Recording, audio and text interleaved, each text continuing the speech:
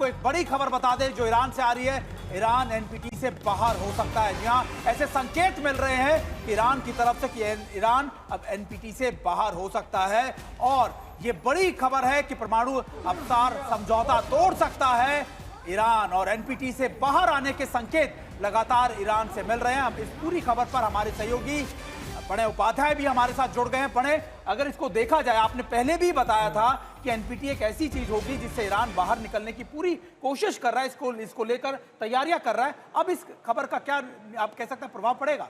देखिए, अमेरिका की तरफ से जो कार्रवाई की गई है, उस कार्रवाई के बाद में अब अब्बास गोलरू, जो कि वहां के परमाणु अप्रसार संबंधी मामलों के विशेषज्ञ भी हैं और साथ ही ईरान के एम्बेसडर रह चुके हैं, फॉरेन रिलेशन कमेटी जो कि ईरान की संसद की है उसके मुखिया हैं, उनकी तरफ से यह हवाला दिया गया है सुमित की जो आर्टिकल 10 है एनपीटी का, यानी न्यूक्लियर नॉन प्रोलिफरेशन ट्रीटी का, उसके अंदर यह अधिकार सुरक्षित रहता है किसी भी देश के पास में कि यदि उसके ऊपर किसी तरीके का ऐसा हमला होता है, ऐसा कोई मामला होता है जो कि परमाणु मामलों में उसके लिए एक आपातकाल लाता है, तो फिर उसके पास इस परमाणु अप्रसार संधि से निकलने का अधिकार होगा। उसी आर्टिकल 10 का हवाला देते हुए अब्बास गोलरू की तरफ से कहा गया है कि अब ईरान के पास में यह अधिकार सुरक्षित है। हालांकि उसके लिए अभी भी कई चरण हैं जो बताने होंगे, उसको आईएईए को करना होगा। साथ ही मैं एक और खबर आपको दे दूं सुमित की आईएईए ने एक इमरजेंसी मीटिंग बुलाई है। राफेल ग्रोसी जो कि उसके डीजी हैं, उनकी तरफ से अब से कुछ देर पहले यह ऐलान किया गया है कि उन्होंने ईरान के हालात के मद्देनजर एक आपातकाल बैठक बुलाई है आईएईए की,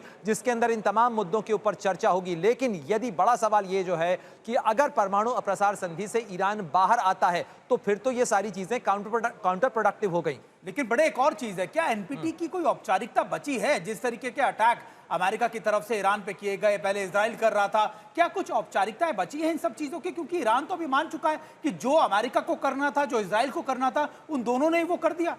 बिल्कुल ठीक बात है, लेकिन ये जो है ये एक बड़ा संकट दुनिया के सामने खड़ा करेगा, क्योंकि केवल मामला ईरान का नहीं है सुमित। यहाँ पर मामला इस चीज का भी है कि अगर इस तरीके से सब लोग एनपीटी से बाहर आने लगे तो फिर तो ये एक खुला खेल फर्रुखाबादी टाइप का हो जाएगा कि ये बिल्कुल चौराहे जैसी स्थिति हो जाएगी, जिसकी जो मर्जी आ रही है वो कर रहा है, यानी ट्रैफिक के सारे सिग्नल टूट जाएंगे। यहाँ पर बड़ा सवाल इस चीज को लेकर है कि एनपीटी का बना रहना वैश्विक जो न्यूक्लियर रेस है उसको कंटेन करने के लिए बहुत जरूरी है। और अगर ईरान बाहर आता है, क्योंकि ईरान का तर्क क्या है, ईरान का तर्क ये है कि एक नॉन एनपीटी स्टेट, वो इजराइल को एक नॉन एनपीटी स्टेट कहता है जिसने दस्तखत नहीं किए हैं, जिसके पास परमाणु हथियार भी हैं, और उसने एक एनपीटी सिग्नेटरी स्टेट के ऊपर हमला किया है।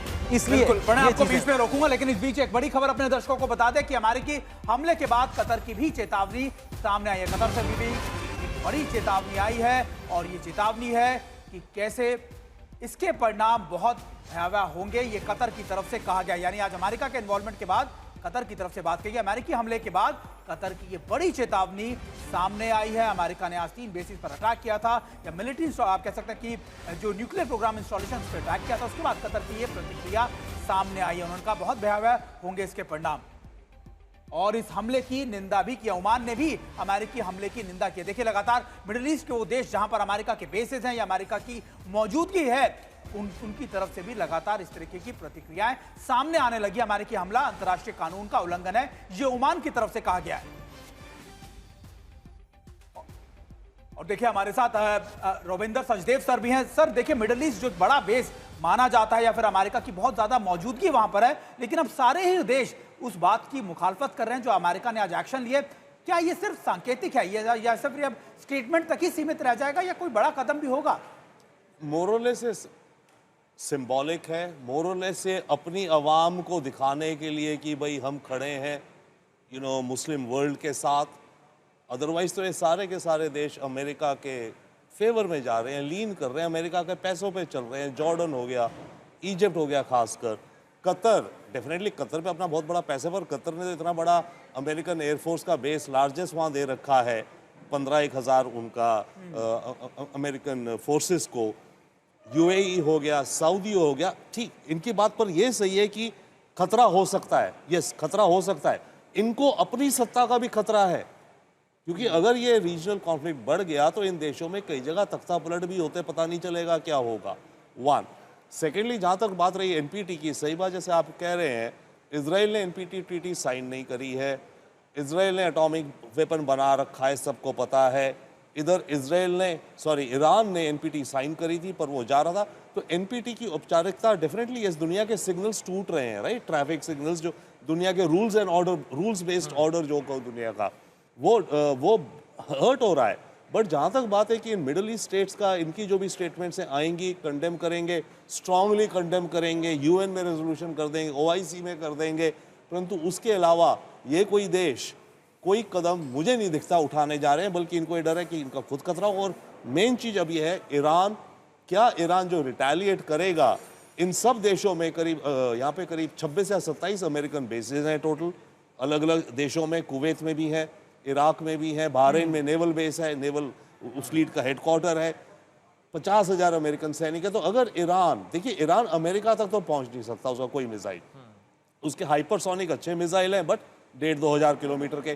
तो अगर वो अमेरिका को कहीं अटैक कर सकता है तो वो इसी इलाके में कर सकता है ना, इन्हीं के बेसिस पे, या अमेरिकन जो कुछ लेकिन शिप्स सर वो भी एक तरीके का संकेत था कि किसी भी मिडिल ईस्ट की कंट्री से अमेरिका ने अटैक को इनिशिएट नहीं किया, क्योंकि वो ये दबाव जानता था कि अगर वो ऐसा करेगा तो फिर आने वाले वक्त में उसके लिए मुश्किलें बढ़ेंगी। और हमारे साथ हमारे एक और सहयोगी इस खबर पर जुड़ गए हैं, रोहित शर्मा हमारे साथ अमेरिका से जुड़े हैं। रोहित का भी रुख कर लेते हैं, खासतौर पर रोहित से ये भी जानते हैं कि क्या डोनाल्ड ट्रंप का G7 से बाहर आना या छोड़कर एकदम से आ जाना एक बड़ा संकेत था कि अमेरिका भी कोई बड़ा कदम उठाने वाला? रोहित,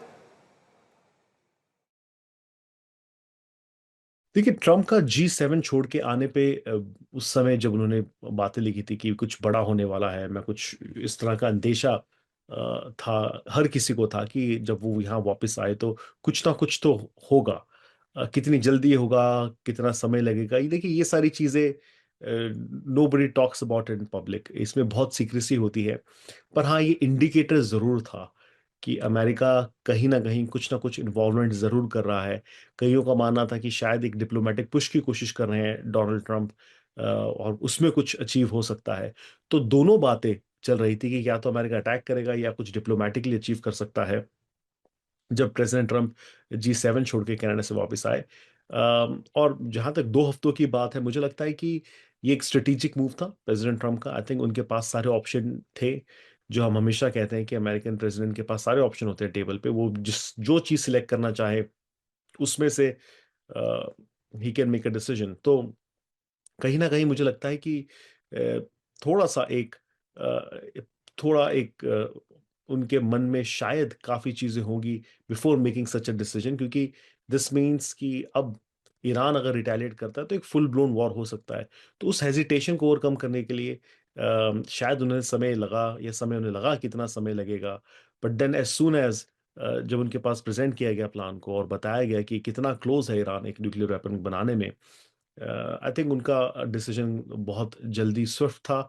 और फिर अगेन एलिमेंट ऑफ सरप्राइज की जो हम बात करते हैं कि वो तो इट इज ऑल हमारे साथ जुड़े रहे।